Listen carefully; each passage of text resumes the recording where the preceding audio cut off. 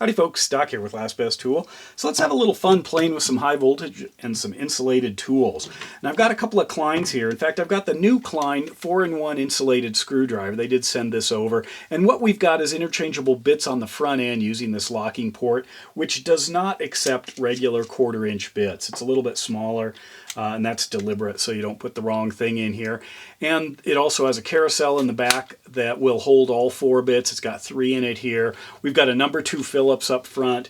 We've got a number 2 square, and then we've got an 1/8 and a 1/4-inch of the slotted. And those fit just fine under this spinning tail cap.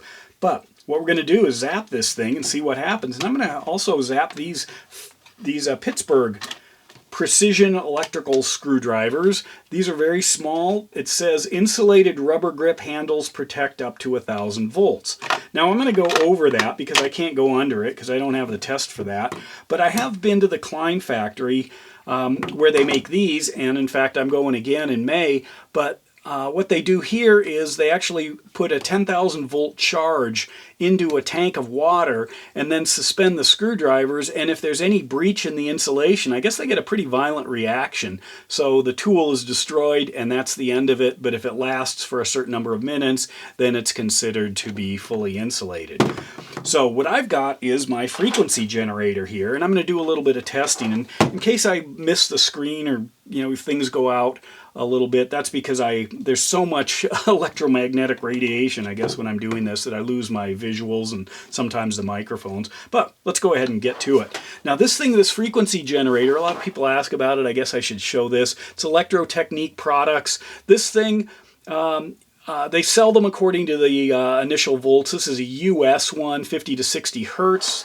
And it generates between 20 and 50,000 volts. So if I turn this thing on, you can see it jump here. And I'll go ahead and cut a little light to see if I can, you can see that.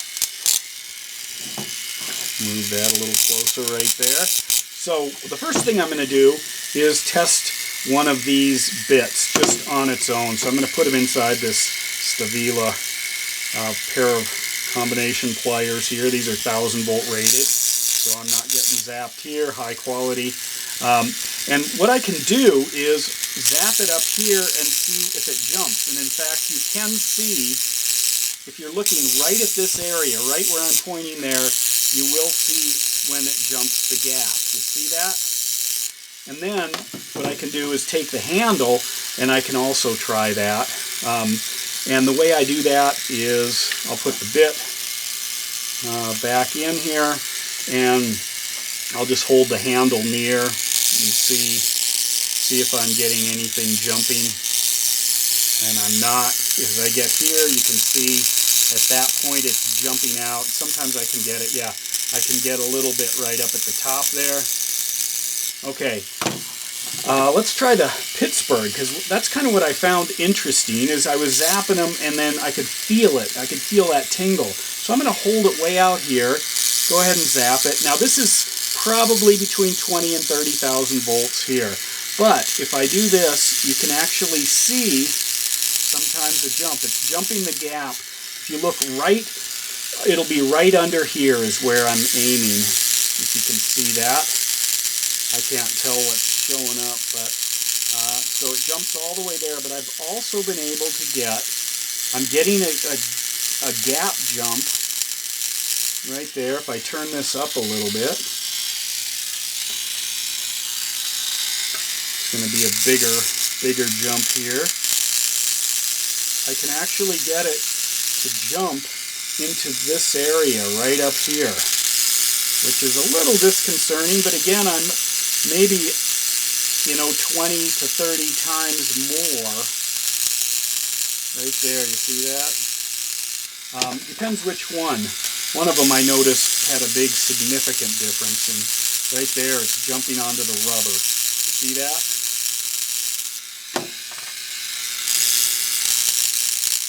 This one, how high?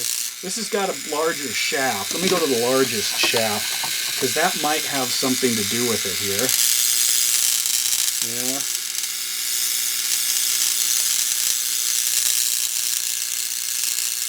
Getting a little bit of a jump, yeah. Can you see it? I'm getting a jump way up here. In fact, I'm wondering, can I run it? Yeah, look at that. If I run it backwards, I shouldn't be able to zap all the way through, you'd think, unless... Ow, that one got me.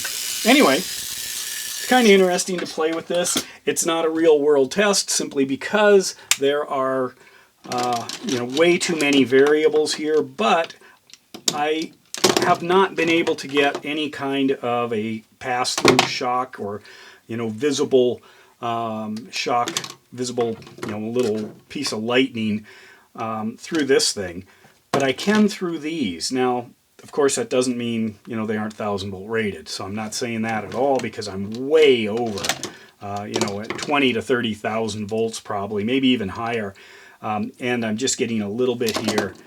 But it is kind of interesting to play with that. Primarily what I wanted to show you was this cool little screwdriver. So a lot of people are asking for smaller tools, thinner tools, lighter tools, simpler tools, just the basic tools, and there you go. So Klein's answering the call there with their 4-in-1. Nice little simple design. Weighs almost the same. Maybe just a touch more as just a standalone screwdriver. So there it is. There are these. By the way, these are fairly inexpensive. I don't remember what the exact price is, like $12 or something like that at Harbor Freight. So if you do need a set of insulated screwdrivers, lifetime warranty, part number on these guys here is the 96075, in case you're wondering. And if you really need a pair of these, this is the 703, but they're kind of pricey. Beautiful tool. I'll get to a video on those soon. Anyway, let me know your thoughts. And with that, Doc out.